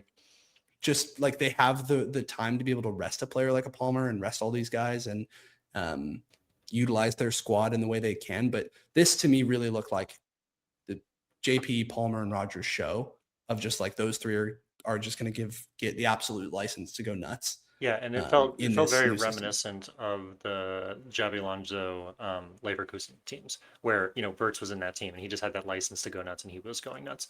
I will say I agree with your point on Rodgers. Rodgers had 1.06 expected goal involvements, had 8 points. Palmer had 13 points, so significantly more points, but he had half the goal involvement. He was at 0.47. So the sample size is 1, but Are either of them on this? João Pedro is. João Pedro is. Okay. So I do think we need to be careful. I mean, not even careful. It's very viable that we end up with all 3 of them. But I think right now, on our sample size of 1, that Rodgers is calling out more, and that's simply because he's cheaper. I think it'll be interesting to see them play Brighton this weekend, who is just a more solid defensive team. And obviously, if you're not going there right now, then you're not going to go there in 3 when they play Arsenal. So we do really have 2 more weeks to evaluate this attack. Yeah. And we all obviously already have Joe Pedro, so it's really just a question of, do you add both of these guys or one of them, and if so, which one? Yeah, I mean, I faded Chelsea semi-intentionally, and I might get hurt by that for 1 more week or 2 more weeks, but I was always going to go Chelsea ahead of that whole fixture in 4 because then the run is just pretty solid. Um, so hopefully United can step it up a little bit this week, but I mean, I think it's a when, not an if for all of us right now on Chelsea based on our 1 week of data. Yep, that game week 3 boom out of Rogers transfer is going to hit real hard. I'm pretty excited So for hard, that. so hard. Okay, McBurney. Sharp, obviously this is fully a vibes pick, but like genuinely, would you take him at 5.5? No. Okay, I mean, fair enough. I Moving right along. yeah, I mean, he's amazing. He did have a lot of involvement. He's still even on both those goals. Like he put it against the goalie on that one, and the goalie rebound went to Mendy for him to finish. So like, don't get me wrong, he is attacking. He's up there. He's awesome. He's great in hold up. He was already injured in that game. He was limping around for the last 30 minutes or so, and he might still play because I don't think they have anyone else that can do as well as he can do. He was their highest goal scorer in the championship, but I don't foresee that level of energy out of that whole team really surviving super long, and I think he's going to be the one that suffers the most from it. They I also think conceded 1.8 xG, like pretty well, high. yeah, DefCons make a lot of sense here. The clean sheets are not going to make a lot of sense, but the DefCons are nice. And Sorry, I he is think a that's where striker. you're I gonna guess go. that's not relevant. Yeah, no, it's My okay. bad. But you're right. He had 0.16 xG, 0.01 xa, so like really low numbers despite the positive score. Yeah. I feel like the least talked about man in town is Jack Hinchelwood, and I Yeah. don't know why. Because he scored 2 goals and he's 6 mil and he had a great end of the last season. Like, why are we sleeping on this man? I wasn't. I was so close to grabbing him, and for some reason, I feel like I listened to the Twitter Hive, and I was like, no, no, no, Gross, Grub, however you want to pronounce it, is the guy, and Gomez has uncertain minutes, and fucking everybody but Gross returned last week. So just picked the wrong Brighton guy. I'm so bummed. And if you look back at the Hinchelwood data, I'm kicking myself. I'm really kicking myself on him specifically because his end of season last year was fantastic. It was And great. I think he was like the expected goal leader for the last 10 games or something. And unlike like a Palmer where everyone was like, boosting him up despite having a relatively middling season, I feel like even last season everyone was relatively quiet on Hinchelwood and he was amazing. Yeah. I think it's fair to look at it's him. Sorry, Yeah, I think it's fair to look at him, but let's not like forget they're going to be playing 6 competitive games before game week 4. so true. Like they're So playing true. pre this Yeah. game, they're playing midweek, they're playing game week 2. They got a lot going on for them right It's now. also tough to justify moving on them because if you do move for them now, you get Leeds in Coventry in 3 and 4. But then you have Chelsea in 2, Arsenal in 5, Sunderland, Crystal Palace, Liverpool, City, Brentford. So then their fixtures get amazing, get 11. But you better have a really strong rotational plan for them in what, like 8 out of the next 10 games? Yeah. So would you guys move for him now if you needed to dump somebody? No. I think Sharp brings up a really good point because like the involvement in Europe is also probably why, despite scoring 2, he comes off at 65 minutes. Mm-hmm. So yeah, they do have really nice fixtures for a second here, but yeah, I hear the hesitation there as well. It's not like a team that you also like. It's 1 week. I don't want to say that this is like the Brentford thing where I'm like Brighton good or Villa just dog shit. I think Villa are dog shit, dude. I think Villa really are dog shit. Like they're really bad. So let's only like conceded take some stock. 0.3 xG to Villa, which is crazy. Yeah. So, but anybody who scores 2 goals should definitely be somebody who you immediately clock as like, all right, that could be a pick. And I think I'm almost willing to bet that we'll also get punished by him in the next 3 weeks again. Sure. And I think it's one of those things where whenever we do want to enter into Brighton assets, I think he's probably should be the leading candidate. Okay. I think so. Okay. The only thing I want to say on KDH, like part of the reason that he's so fun to watch is like, he is just a game breaker.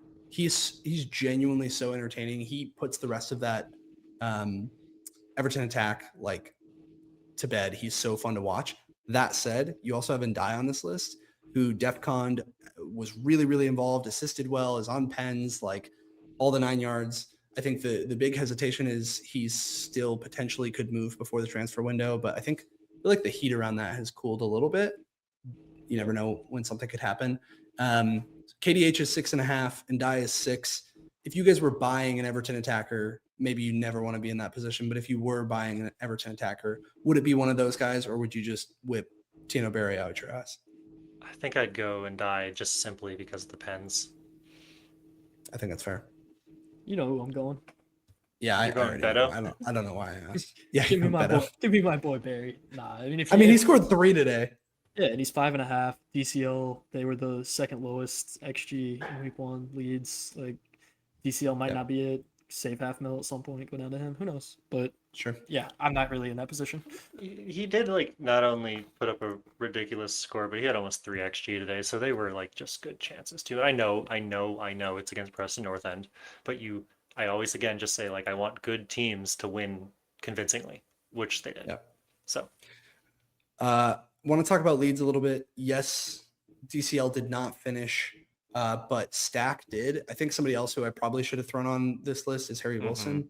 He had a lot Wilson of looked chances. good. He had a goal called back. He looked really nice. Yeah, he got pulled a little early, but I think they're a genuine. Stack is kind of a mini Bruno, right? Where he's got set piece threat. He's got def cons, the whole 9 yards in that sense. But he's significantly cheaper. And then you have Harry Wilson, who really just looked like the same guy as last season, which I suppose shouldn't be a shock, but he looked really, really good on this Leeds team. Again, let's see it another week, but I do kind of rate Forest defensively now. I'm of the opinion that Glasner is going to rewrite that ship, and I feel like the players that are there aren't any different than they were 2 years ago. So all that to say, I think those guys are pretty impressive. Leeds looked really threatening. Both goals, I think, were from, or no, both goals. One goal was from a set piece. I think their only goal was from a set piece. So they looked really threatening when they were on the set pieces. So Stack is definitely like somebody to consider in that sense. yeah, I agree with that. Also, just building on what you said quickly on Forest, and we don't need to cover them too much, but they were another one I had pegged on the wait and see list because they play Liverpool, Spurs, Villa in the next 3. So we have a little more time to just like figure out which asset's going to be good. Like Aina had 2 defcons. Murillo had 14, so he defconned. So we don't need to cover them anymore. We're mostly talking about leads, but we have a little bit of time on Forest. I do think that they will rise. Yeah. On the Leeds point, Sharp, how's your B-hole? Yeah, I think the unfortunate part is that you could have gone cheaper than Mahurimovic, and obviously some of those guys got the defcons and had more opportunity, I would say. I think long term I'm gonna stick with them and still feel okay about it at that 5 mil price. But like I said, I'm pretty sure Leeds had the second or third lowest XG in game week 1. Like I'm not sold on their attack by any means Yeah. yet, and maybe that Yeah. is Forest, but I think it's more likely that it's going to be a Leeds problem. I expect DCL to overall drop just performance-wise and off teams because of Harry Wilson playing side by side essentially with him up there, Yeah. and Harry looking like a more threatening player. And I think just on stash in the midfield, I think you're also going to be looking at Ampadu or someone like that that's going to provide consistent def cons because what was he, over 11 per 90 last year? So Yeah, I he don't had know if I'm going to 13 be this looking. game. Yeah, I don't think I'm looking attacking there. I think I'm looking defense. You can either go cheap with B-hole or you can do the 5 million Mihurimovic and hope for def cons and the occasional clean. Yeah, I think the Leeds guys are all pretty part and parcel. I've never used that phrase. That's so wild. But I do think that they're all like pretty similar because you could go down half a mil and still have, in my opinion, just as good of a pick. So if we need to like get money later, I could see myself going to like a Rodon, Yeah. or like a Justin. But like they cleaned, so all of the Leeds defenders got 6 or 10 points. It was. I think you're right about the defensive aspect of them, but I also like was just quickly looking at the attacking numbers, and Calvert-Lewin had 0.13 expected goal involvements. Wilson wasn't much better, so I think the attacking might be a struggle. Yeah. The only other, well, sorry, that's not. But Brighton, De Kuiper, he scored this week, had a huge haul in terms of FPL. I think he was the top scorer of the week, wasn't he? Overall. So 17 I points. believe so, yeah. Yeah. So, this is somebody that I highlighted in the team section that, he's going to be out of position and playing that midfield role a lot. Seems like he's really going to be a benefit in that space, and he's 4.5. So definitely somebody worth considering. But yeah, I think what you said, Sharp, about the European fixtures is really worth thinking about when you're talking about these guys. How is that going to impact their ability to keep it clean? How is that going to affect their minutes? Because I mean, he scores, but he comes off at 78 minutes. So who's to say? But exciting. I have a few of the more cheap defensive assets listed here. So Coyote obviously had and Ayer, whatever, had excellent games. We talked about the Brentford guys potentially being really good value, but was there anyone that stood out to you guys from the promoted size as a defender of somebody you want to target? I've got just some of the guys listed here who did the DEF CONs. So you've got Egan and O'Shea from Hull and Ipswich, respectively. Yeah, I had Yeah. Diop from Ipswich who didn't DEFCON, so I think that I thought he would DEFCON a lot more, which is disappointing, and it looks like O'Shea was in fact the right pick. So in that regard, I guess yes, but I mean the fixtures are really hard for Ipswich for a little bit, so probably not. Hull conceded a ludicrous amount of XG. There was almost two, despite the result. And then Coventry on the weekend looked like the worst of the three teams. So I don't think I'm particularly high on any of them. Okay. Yes, but if we learned, oh, go ahead, Luke. No, I think you're going to make the point I was going to say. Oh, okay. I think if we look at the game week, and I think I have 2 points here. But if we look at the best game week team and the game week team of the week, what I think we learned is that we're not going to be hurting for money, or certainly didn't Yeah. feel that way towards the end of last year. It doesn't feel I that agree. way now. So that would be the incentive to go to those guys, right, at that 4 million price point, and that's why I might look at them to get away from a couple 5 million and have more rotation options. But the other thing that I think meta we have to think about is those defcons. Like, yeah, maybe they are gonna, I mean, not maybe, they are going to be conceding some big goals, I'm sure, in some games. But if they're also at a floor of those defcon points, like, that's certainly going to make them enticing to me. So not looking to bring them in yet, but if that continues over 3-4 game weeks, I would say that they're going to be nice rotation options. See, I'm all for the 4 point floor on DEFCONs, but I think that you could get that from a slightly better team that's also more likely to clean. And that's my only point on that. And I think it's going to be wait and see, like, because maybe these guys are likely to clean, but we'll just have to see. I hear that, Mac, and I think that was my thinking most of last year too. But then we saw over the long term that objectively the value of some of those guys was higher. Granted, that's also Leeds and Sunderland had incredible runs, which maybe we don't expect from these crews. So that's probably the hinging factor. But there still could.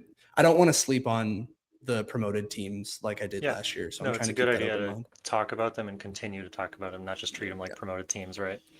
Yeah, I think 100%. on the flip side of that, though, Mac, you said it. Coventry looked like the worst, and I expect them to continue looking like the worst, even though they were dominant in the championship. For what I said earlier, I think they're going to try to play a style that is one they could dominate with, and not one that they can play against better teams with. And none of those guys were DEFCON guys coming in, and none of them, I believe, hit even against it's when they let up 3 goals. So to me, Yeah. that's The a team I'm closest they had staying. was Thomas, who got 10 DEFCONs against Arsenal. That's a little disappointing. Yeah. Yeah. All right, let's get into bus teams. I think I feel like we've talked about everybody else on this list, so it's time to just put pen to paper. Yeah. Sharp, do you have yours up? I'll pull up Max for now, but I don't see yours. All right. So this is the squad that I'm rocking with right now. I have Kinski in goal, but I am a little concerned once again about the Spurs defense. So I'm like, it's maybe more of a toss-up than I expected it to be, just also with how good Newcastle looked between Verbruggen and Kinski. But I would probably end up sticking with Kinski just because Chelsea looked so electric. And I think this will be a good test of the Brighton defense. I'm probably not making a transfer this week. The only guy I'm potentially considering is Ballard down for somebody.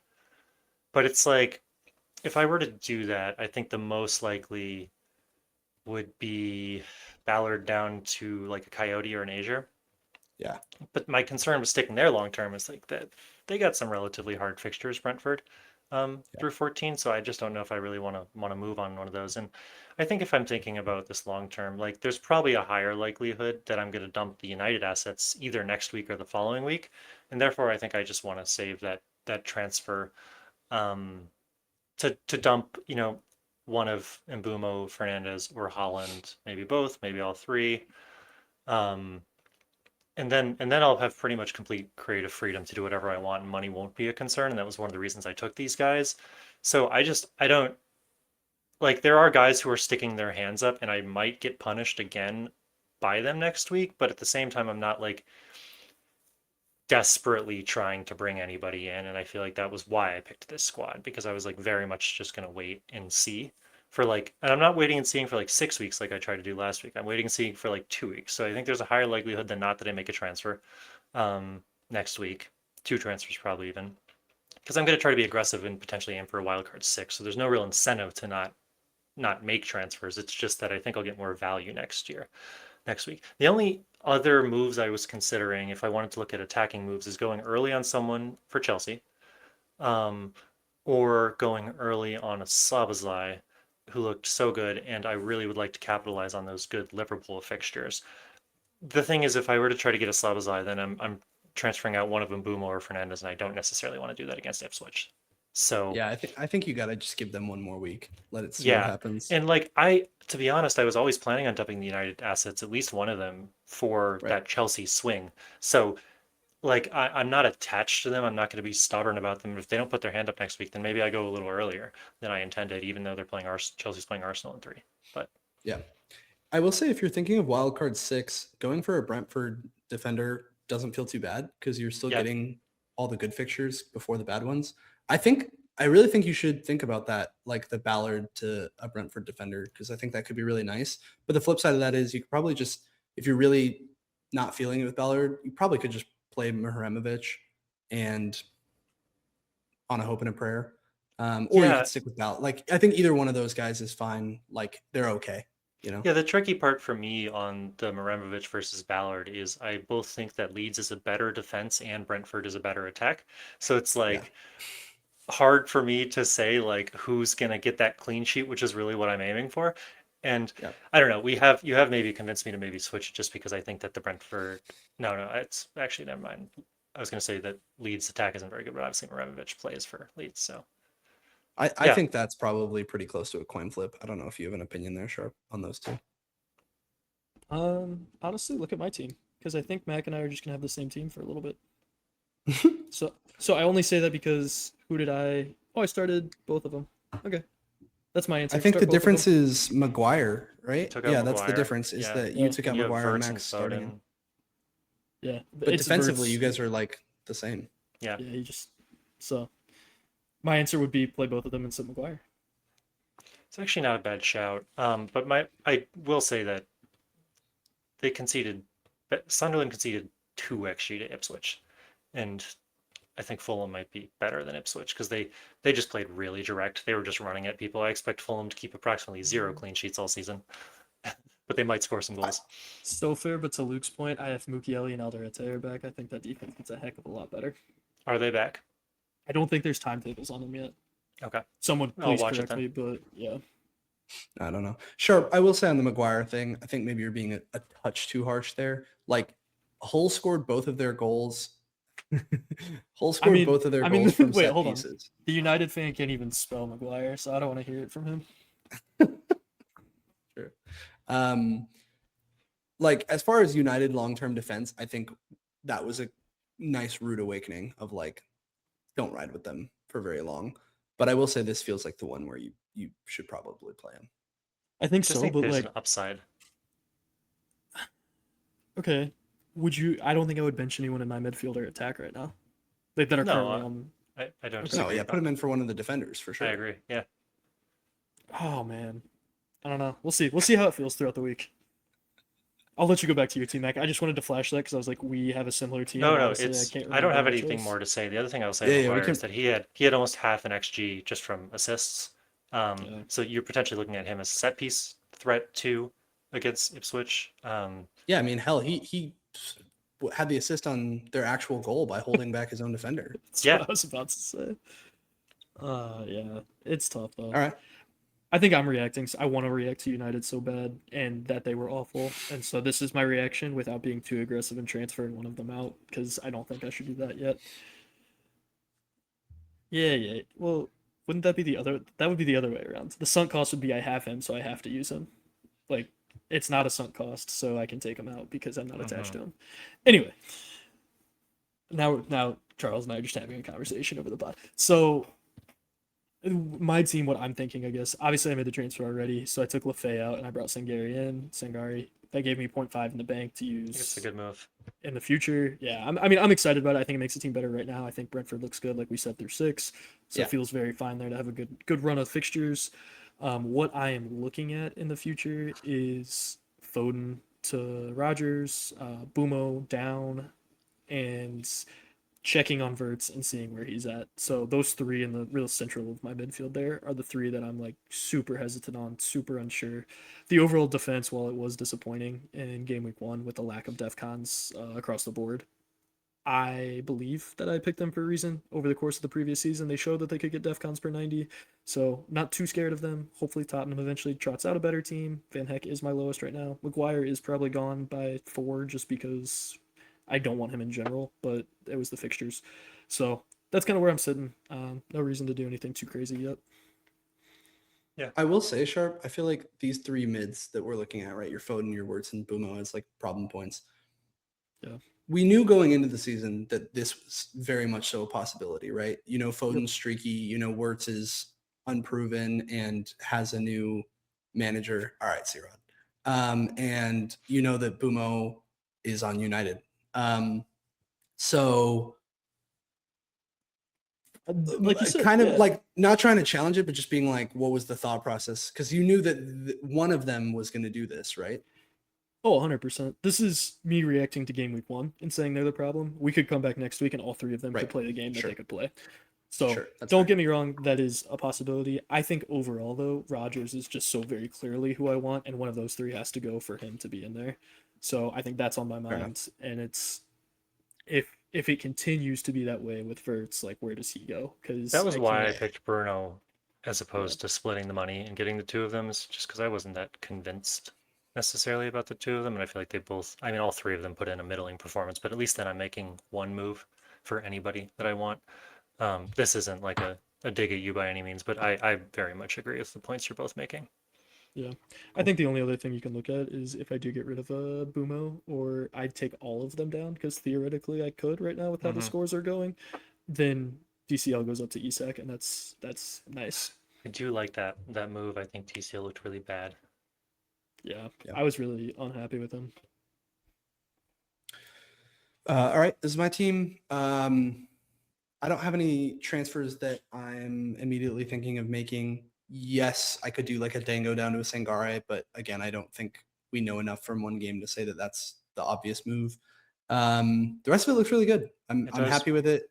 Can't be upset. It's obviously missing the robot, and that's the big question mark. I do foresee myself having a rough game week, if I'm being honest. I think that Holland's going to burn me, and I need basically all of these guys to step up to, you know, keep the ship afloat.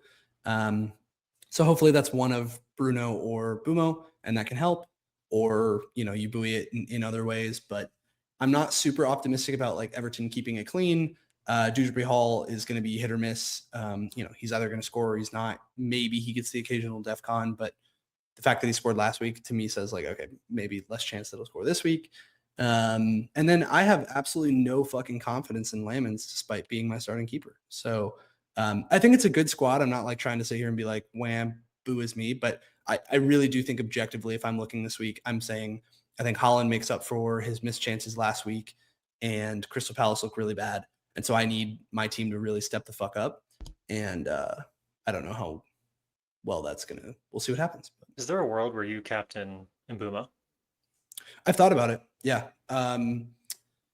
He certainly had more chances, but I think you have to use the larger sample size, right? There's a chance that Bumo doesn't even start and he comes on as a sub or some shit. Like that wouldn't surprise me. So I'm not really willing to take on that risk. And if you look at all of last season, we've seen time and time again that Bruno has just more routes to points and is more consistent. So I think I'll go Bruno, but I've thought about Bumo. I just don't think it's worth the risk. Yeah, no, I don't disagree. I mean, if you have the premium, you might as well just cap him, right? Like that's why you bought him in. And it's not like you're going to get massively punished by Bumo if you don't captain him because you'll have him. Yeah. In your team. I think it'll be really interesting to see what my headspace is if I come on next week and this went really bad, because I could be in for some big I changes. think you're going to be fine though, because you're going to get like 50 points from the 2 Arsenal defenders you have, and that'll be okay. But like, what if Konsa starts for Rice? You know what I mean? Like, that's a very possible scenario that he plays out on the right this week, and then I'm fucked. So I just think that White looked so good that you're okay. that's true. That's true. He did look really well, and he links up with Saka nicely. So anyway, I'm actually not downtrodden. I just am. Yeah. I am preparing for the worst.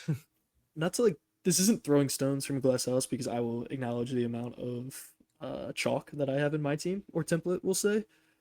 But like, I was looking at your team and like, how are you gonna make it up if Holland does score? And like, Right. you need Everton. That's kind of scary, because I'm not getting like João Pedro 65+% owned.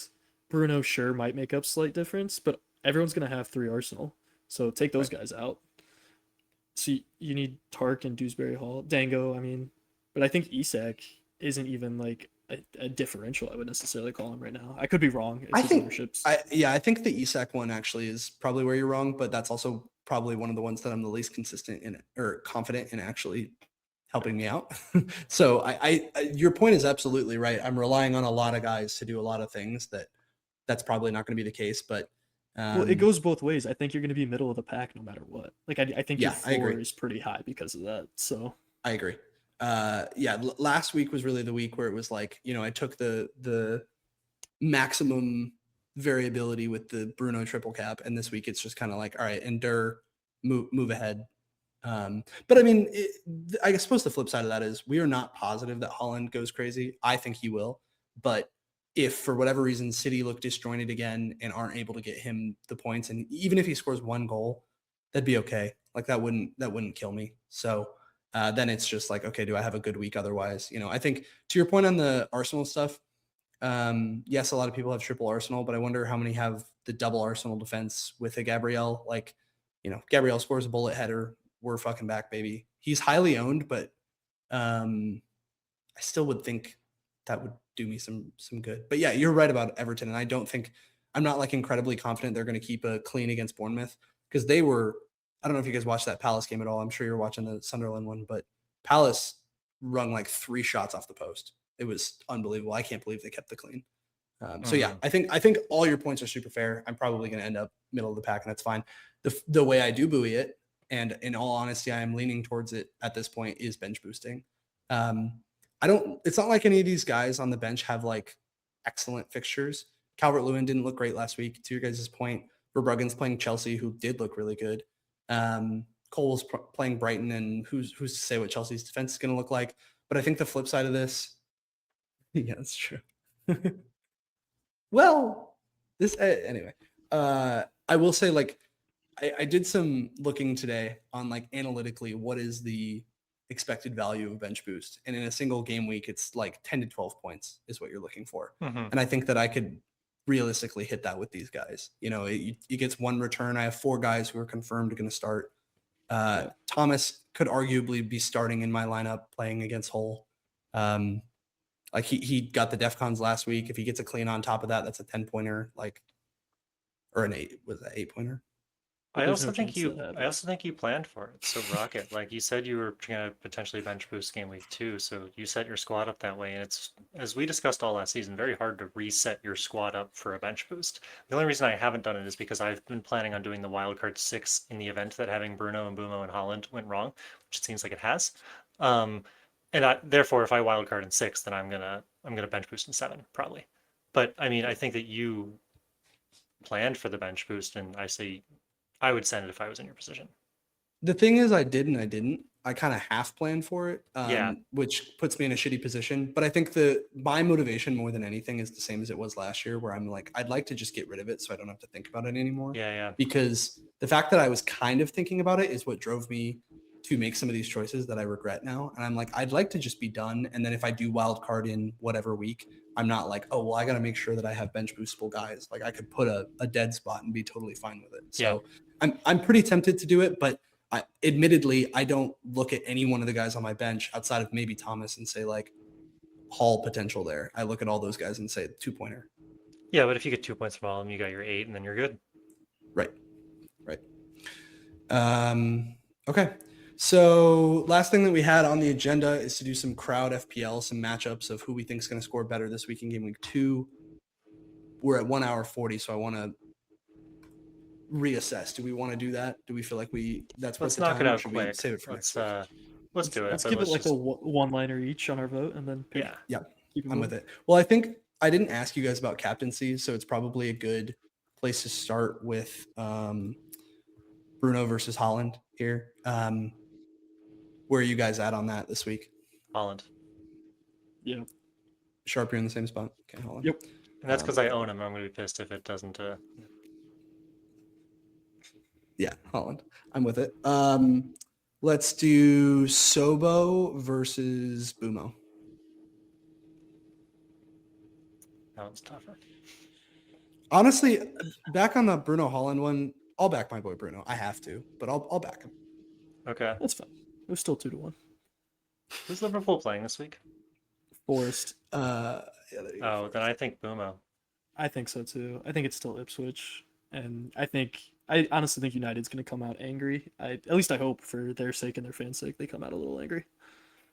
Yeah. I would hope Ipswich that. didn't concede as much as I thought, but Sunderland didn't really generate a lot. So I'm having a hard time telling if their defense was better than I expected or worse. Yep.